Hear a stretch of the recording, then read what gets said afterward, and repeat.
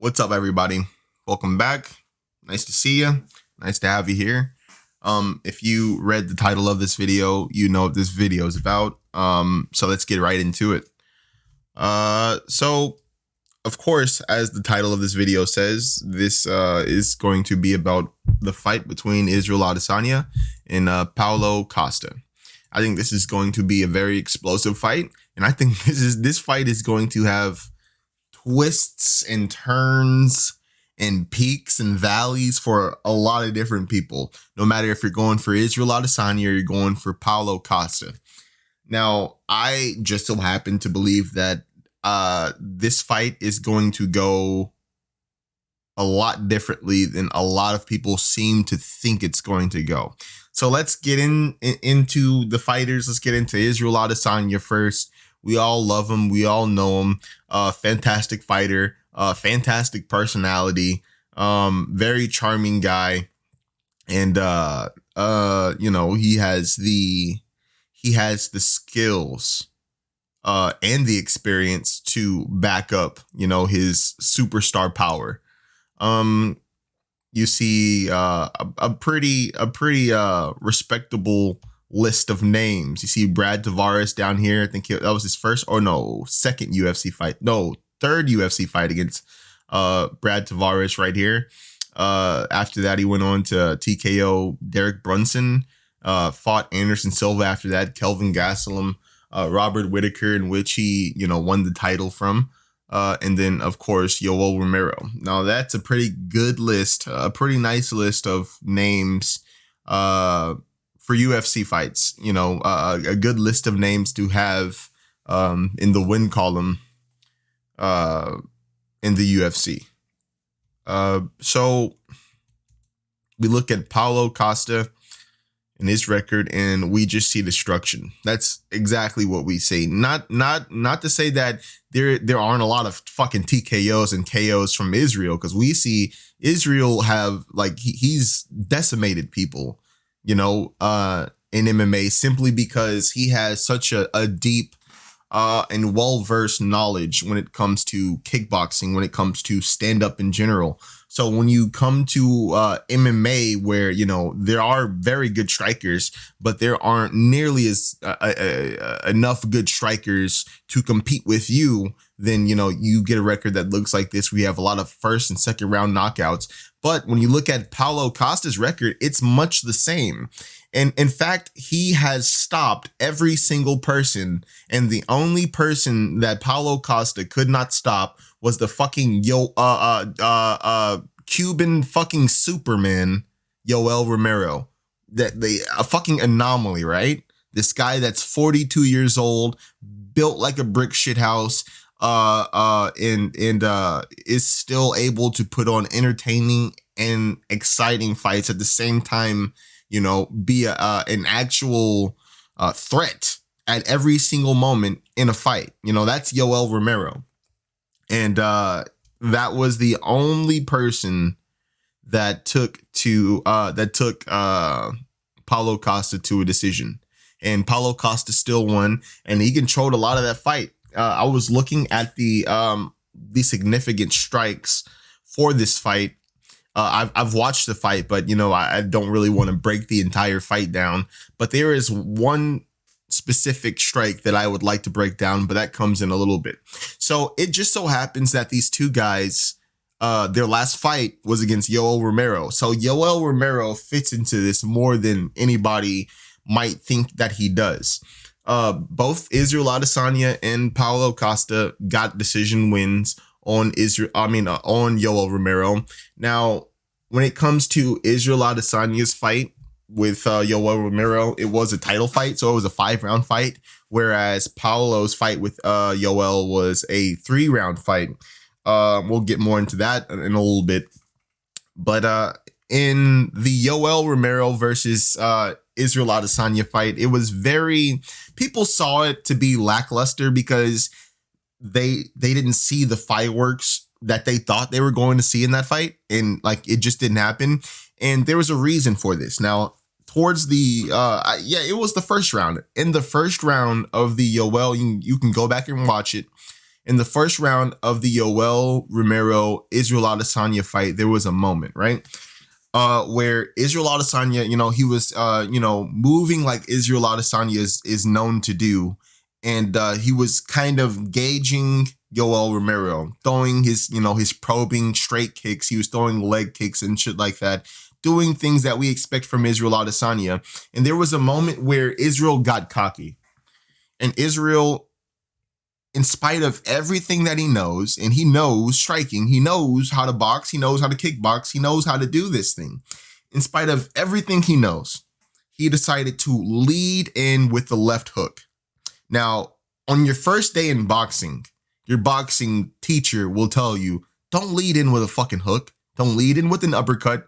If you're going to lead in with any punch, it should be a jab. Sometimes a straight, but not even that. You want to jab. You want to use that lead hand. You want to jab to get yourself in, to a close position to your opponent. You want to use that jab to get closer and work other punches. You set the jab out there, and that jab sets up a lot of different things. It could potentially go, you can potentially go jab to rear high roundhouse head kick, or jab to, roundhouse leg kick, or jab to oblique kick, or jab to teep, or jab to rear knee to the body, or jab to move outside and, come with some potential hooks. You know what I mean? Like, there's a lot of things you can do with the jab, and there's a lot of things that the jab sets up. But in spite of knowing all of this, Israel Adesanya chose to lead in with a hook, which I have never seen him do. I've never seen him just lead in with the hook unless, his opponent was already stunned. Now, we're talking about a first round Yoel Romero. So he led in with the left hook. And of course, Yoel gets out of the way of the left hook and he fires back. And he fires back with this strong overhand.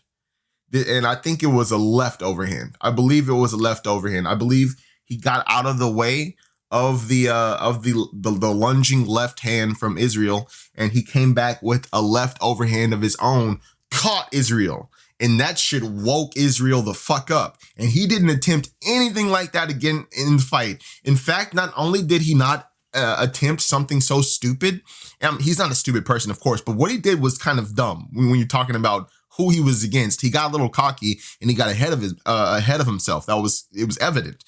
But from that moment on, he kept this distance. He didn't lead in with any hooks or any wild shit. He worked the jab. He worked the kicks to the body. He worked the kicks to the legs. And he just outstruck Yoel Romero. But for whatever reason, Yoel Romero wasn't coming forward. I'm not sure why. Yoel Romero didn't come forward, didn't try to fight and engage more like he did in his fight against Paulo Costa. I'm not really sure. But we saw a much different Yoel Romero in Paulo Costa's fight.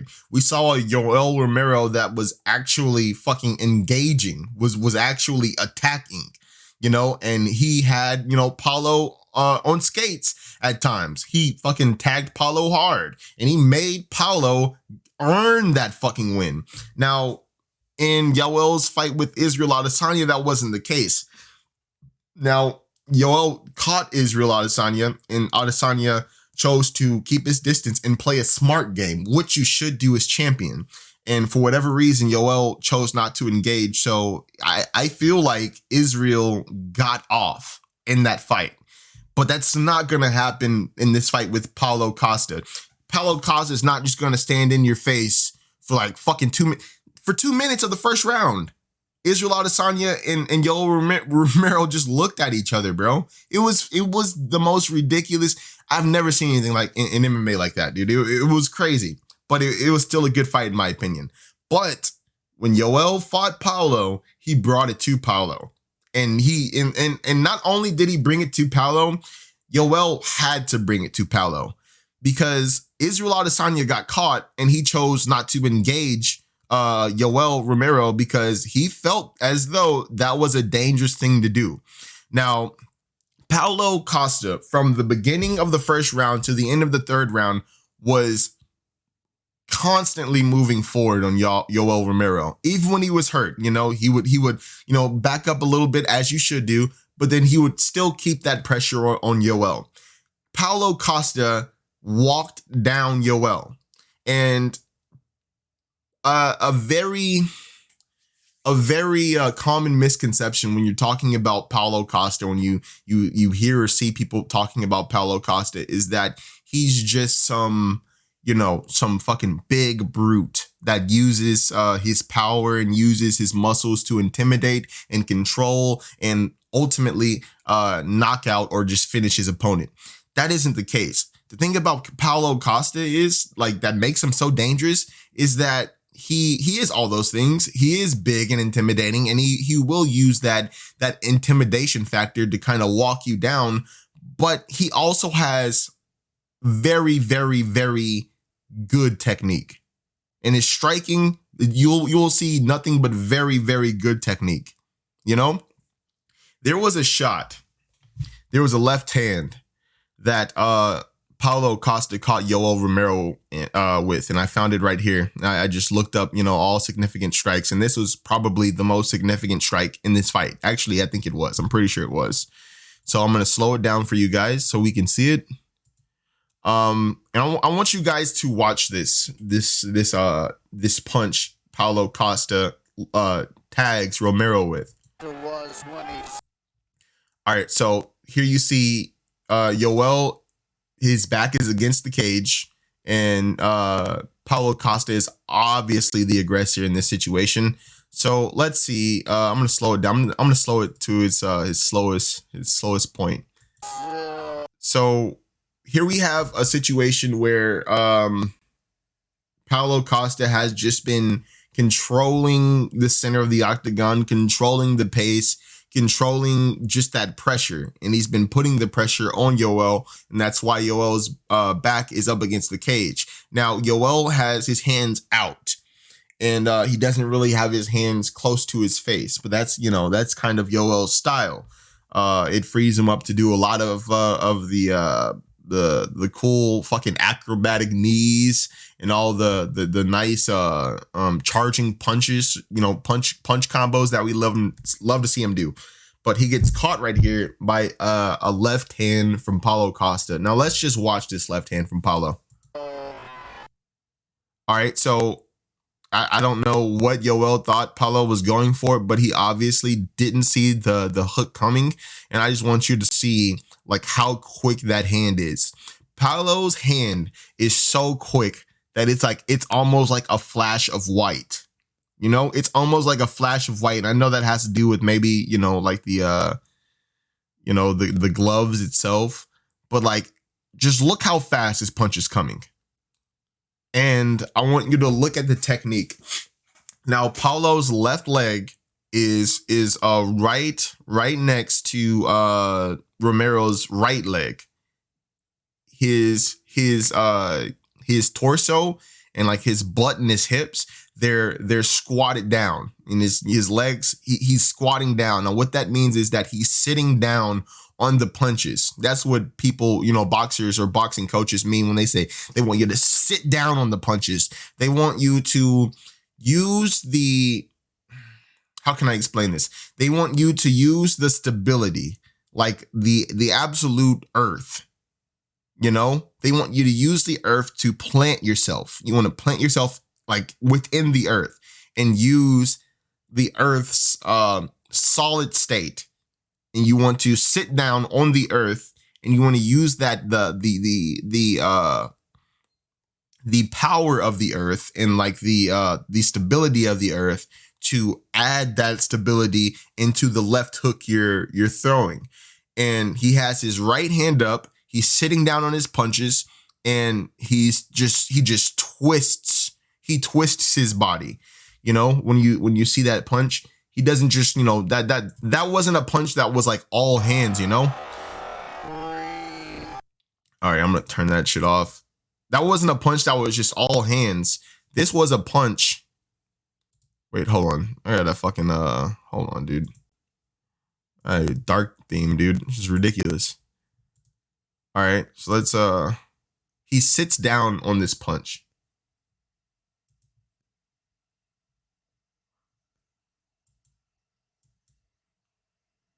You see that? Twist his body. Twist his body. The only thing that's moving is his torso. His legs, his hips are completely stabilized. Or like his legs are completely stabilized and grounded. And he just torques his body a little bit. He torques his body, like not even a lot. Like he really doesn't even come back from the woods or from the fences and swing like that. It's just short, you know. He has his legs, he has his feet in the proper position that they're supposed to be in, and he just perfectly executes a very devastating left hook. That's it. Just left hook, and on as well, Yoel kind of moves into it. And you know that really doesn't end too well for Yoel. Let's see it just all the way through.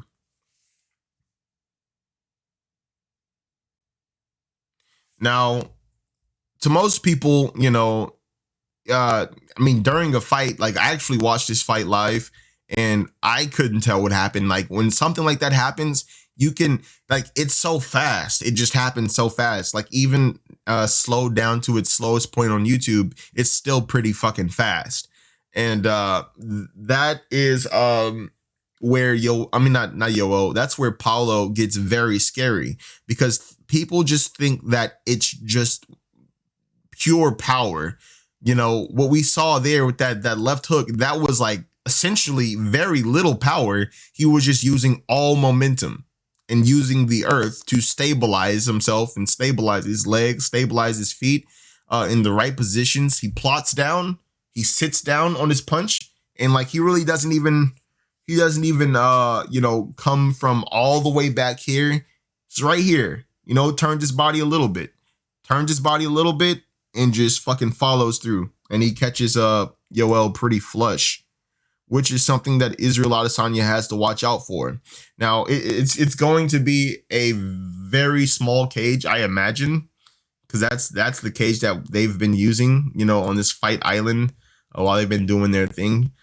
So I'd imagine they're gonna, you know, put in the smaller cage, and that definitely matters. We've seen a lot of, you know, finishes that a lot of people contribute to this, there being a smaller cage, in that, you know, they have to be more willing to fight, because you can't, you know, just move around and kind of stall things out a little bit, you know, and kind of catch your breath. So that is another variable that I think will lend itself to Paulo Costa winning. You know, Israel Adesanya, of course, is a fucking phenomenal striker. In MMA and in kickboxing, he is a phenomenal striker, and he has definitely a lot of tools. He has the most tools in terms of striking than anyone Paulo Costa has fought yet. You know, some people might say Uriah Hall, but you know, I don't think that, you know, Uriah Hall has the type of tools that Israel Adesanya has. So this is going to be a very big test for Paulo Costa as well. The thing about that is that I don't think Paulo Costa is intimidated by Israel Adesanya. And that might not mean anything to you. That might not mean anything at all. But if a person doesn't respect you and they're about to fight, like, that means that they are going to fight as if they don't respect you. So they aren't going to respect any of the things that you have coming at them, which means they are just going to focus on their game and what they can do to you and not what you can do to them. And those are some of the most dangerous people you can fight. It's just a person that just doesn't respect you, you know, doesn't respect your skills, doesn't think that you have what it takes to actually make them sweat within a fight. And that is the attitude that Paulo Costa is coming in here with. The thing about it is, you know, it's not the fact that Paulo Costa just doesn't respect Israel Adesanya, is that he actually believes that he can beat him and beat him badly. And that also, you know, lends itself to, you know, Paulo Costa, but it also does the same for Israel Adesanya, because I know Israel Adesanya believes in himself as well. But, I think that this is honestly a very bad matchup for him. I don't think it's going to go that well for Israel Adesanya. I feel that he will get cut off. He's going to get the octagon cut off a lot more than he usually does. Paulo Costa is going to push the pace at every single second. If Israel Adesanya doesn't, make him respect him by tagging him and, hurting him. That's the only way you're going to make Paulo Costa respect you. And even then, Paulo Costa is not going to stop. Now, here's where things start getting a little sketchy, when it comes to just giving this fight to Israel Adesanya simply because he's the champion and he's beat people before. Now, what's going to happen when Israel Adesanya isn't given the space to set up his tremendous striking? What's going to happen? Now, we've seen Israel Adesanya fight Robert Whittaker. And when he fought Robert Whittaker's main strategy was just to charge. That's all he was doing. He was just charging at Israel. Full speed, full pace, full clip. And that's how he got caught. Not once, but twice. That's how he got caught. Just by charging in when he shouldn't have charged in.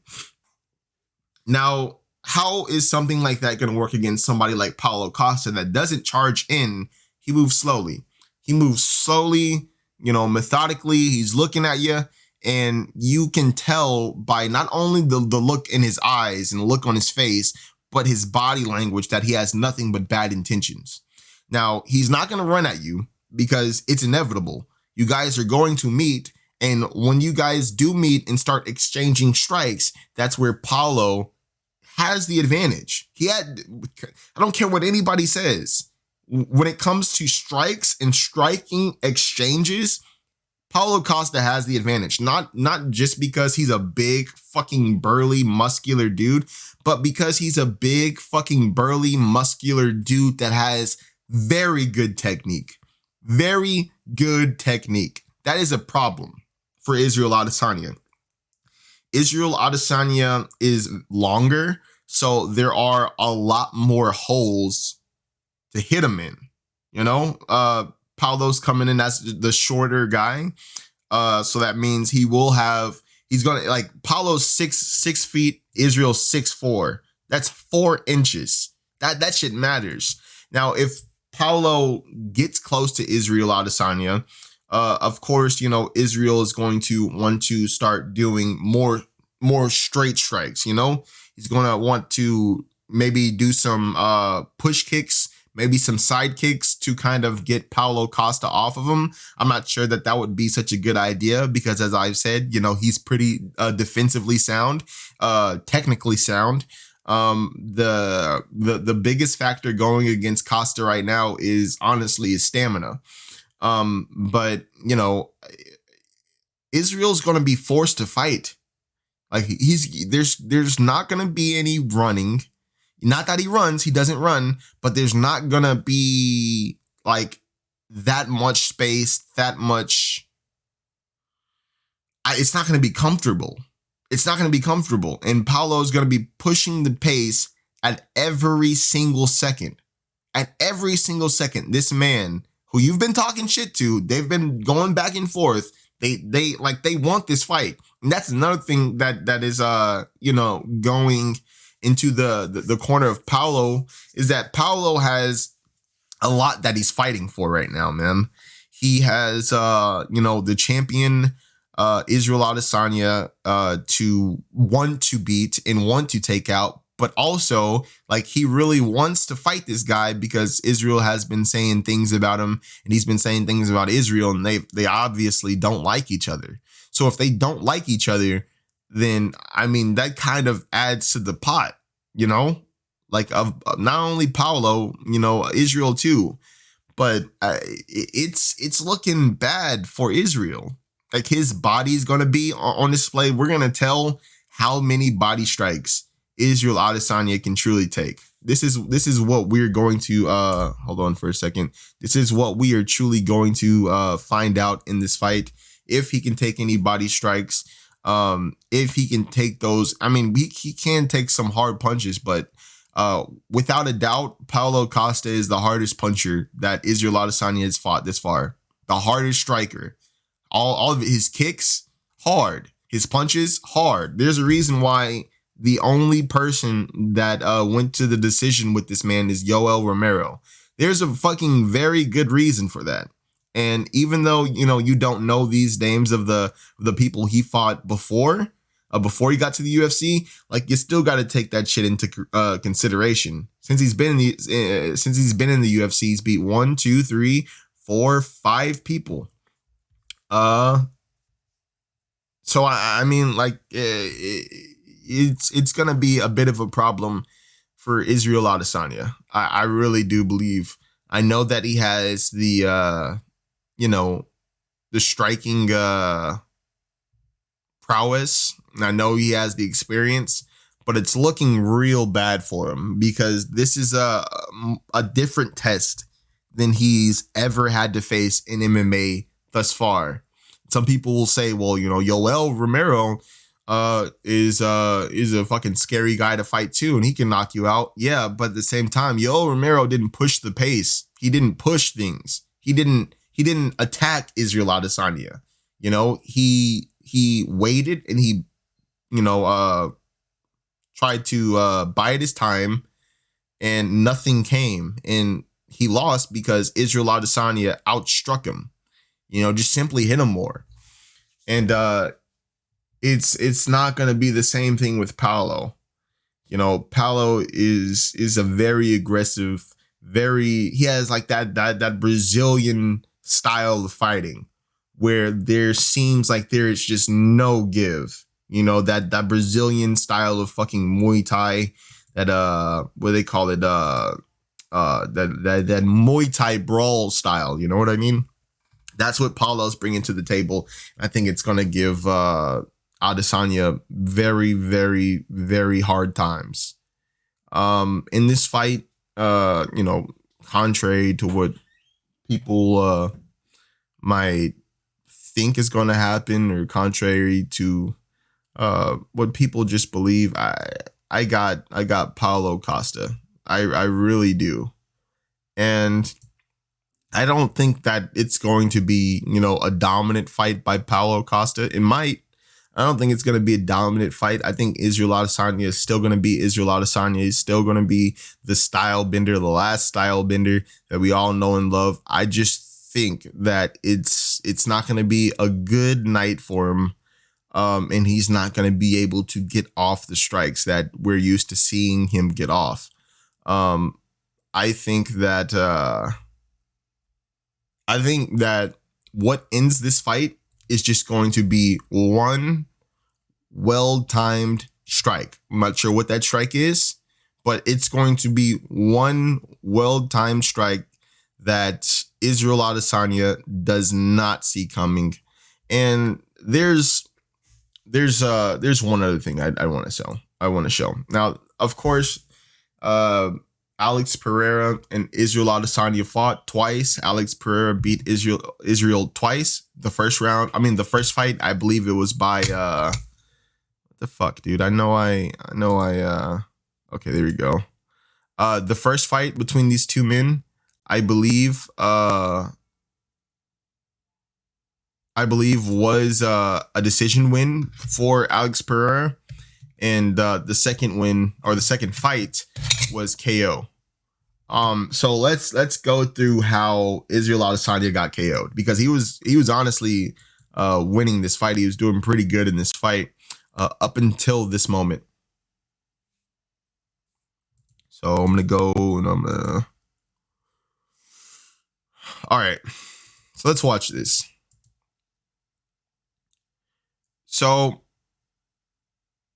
that's what Israel Adesanya got caught with. So Israel Adesanya throws a lead. I think maybe that was a lead. Maybe it was a rear. I'm not really sure. I'll go back a little further.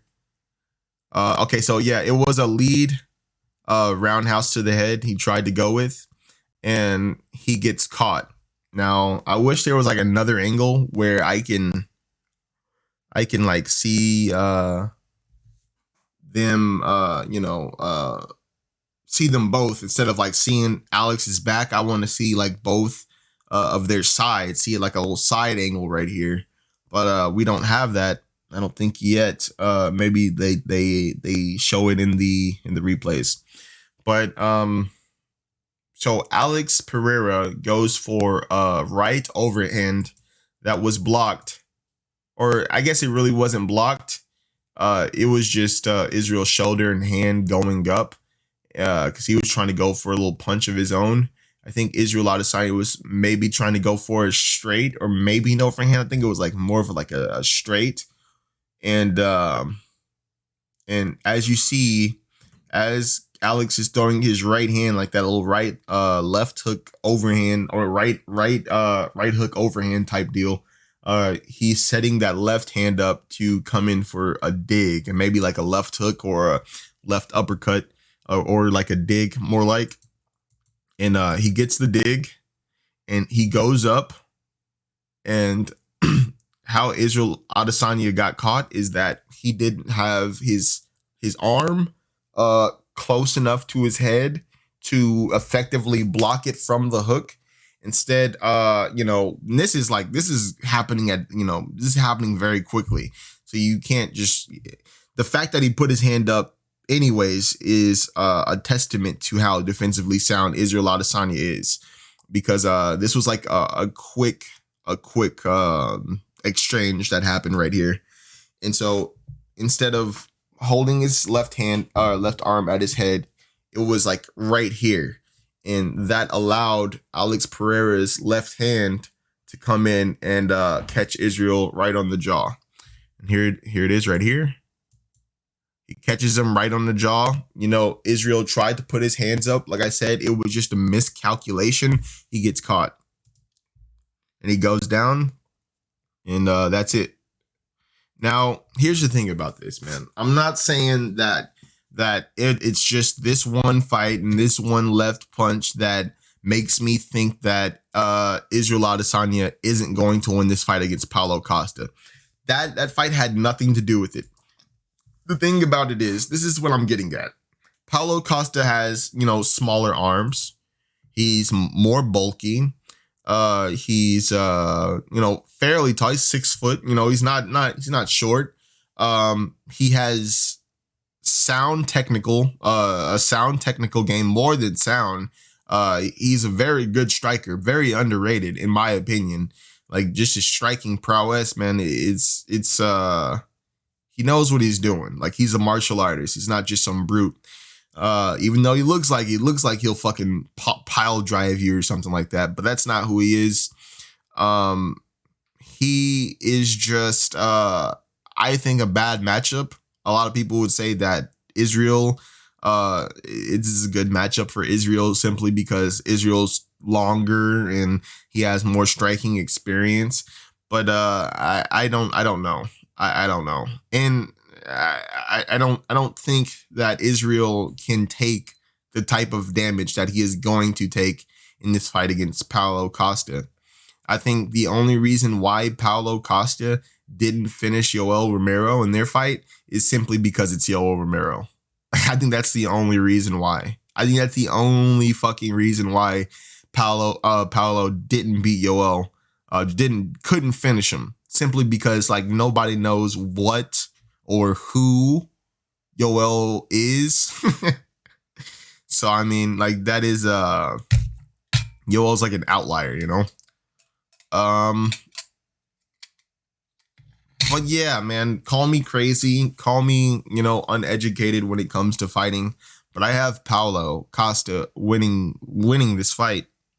No disrespect to Israel Adesanya, I love to watch him fight, and I've loved to watch his fights up until even now. I'm gonna love to watch him fight no matter who wins.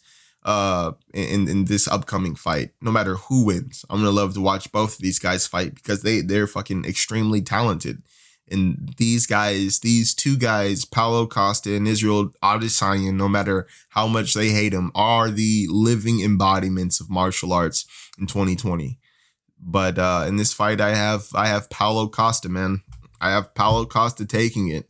I just think I just think he has the necessary attributes and the necessary tools to dethrone Israel Adesanya. And I've never done this against Israel Adesanya before.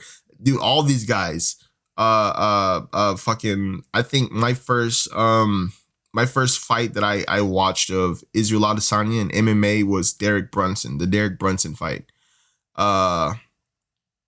And he blew my mind. And the next fight against Anderson Silva, I went for Israel Adesanya. You know, after the Derek Brunson fight, I looked into his kickboxing fights in Glory and in like the Chinese organizations and, you know, some organizations in, you know, New Zealand that he's fought in. And he's a very wonderful fighter. After the Derek Brunson fight, I learned a lot about Israel Adesanya. And you know, I went for him in the Anderson Silva fight. I went for him the Kelvin Gastelum fight. I went for him against Robert Whittaker and Yoel Romero. But this time, I don't think it's Israel. I don't feel that it's Israel. I think Israel is going to have another fight like he had with Kelvin Gastelum, where he is going to get pushed to the absolute brink of his abilities. And in this fight, we are going to truly see. Now, Paulo Costa, he could get tired out. You know, he had that surgery on his shoulder, and there is a possibility that he hasn't been working on his cardio like he should have. But something tells me that Paulo Costa, you know, his shoulder is doing fine, and something tells me that he's working on his cardio. Something tells me that Paulo Costa right now is working for 5-minute rounds. And another thing about Paulo Costa and like his sparring, like Paulo Costa fucking runs through people. And like when he's sparring, like he runs through his sparring partners simply because of who he is. Like Paulo Costa gives me real Mike Tyson vibes. That's what Paulo Costa gives me.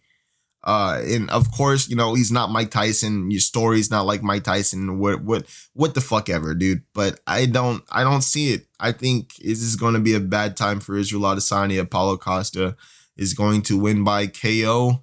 I say, man, he's going to do it early, dude. Maybe round 2. KO TKO Paulo Costa. I don't know, man. Tell me what you think, dude. I got Paulo. I'm going with Paulo, dude. That's it. So September 19th, 2020, UFC 253. I won't be there in person. I will be there in spirit. And yeah, dude, I'm excited to see what happens, and I can't wait to see both of these guys go out there and by their performances make martial arts better than it even is now. So fantastic fight. Can't wait. September 19th, 2020, UFC 253. See you then. Later.